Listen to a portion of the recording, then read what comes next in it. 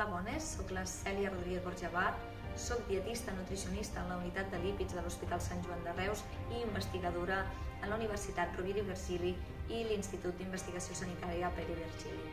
La meva tasca i la meva investigació sempre s'ha centrat en veure com aquesta alimentació és capaç de modular el perfil lipídic dels pacients amb hipercolesterolèmia familiar.